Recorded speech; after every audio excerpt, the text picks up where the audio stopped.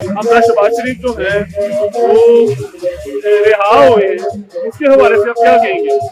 देखें जी, आज 2 साल बाद हक की फतह हुई है और अदालत ने ये फैसला दिया है कि हमजा शहबाज के खिलाफ जो इल्जाम लगाए हैं इनमें कोई सदाकत नहीं है, इनमें कोई ठोस सबूत अभी तक पेश नहीं हुआ, तो लिहाजा हम इस फर्ज को जना रहा करते हैं। तो मैं ये समझता हूँ कि ये वो हक की फतह है, ये उन झूठे इल्जाम की शिकस्त है कि जो इस गवर्नमेंट ने खास तौर पर मुस्लिम लीग जून के लोगों पर बनाई है। और इंशाल्लाह ताला अब वो वक्त दूर नहीं है, पीडीएम की क़यादत में इंशाल्लाह ताला अब नक्शा बदलेगा और इमरान खान अपने घर जाएगा।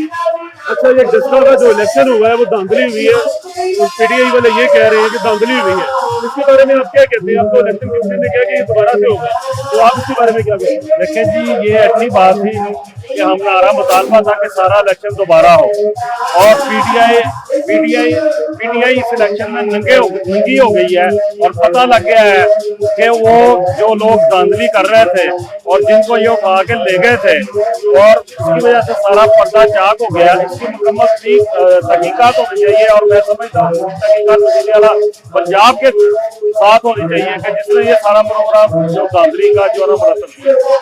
अच्छा सर, आखिर में मुस्लिम लीग नून का मुस्तकबिल के बारे में थोड़ा सा बताइए। इंशाल्लाह ताला मुस्तकबिल मुस्लिम लीग नून का ही है और आप जल्द देखेंगे कि ये इमरान खान और इसकी हुकूमत अब घर पर चली जाएगी। Thank you very much.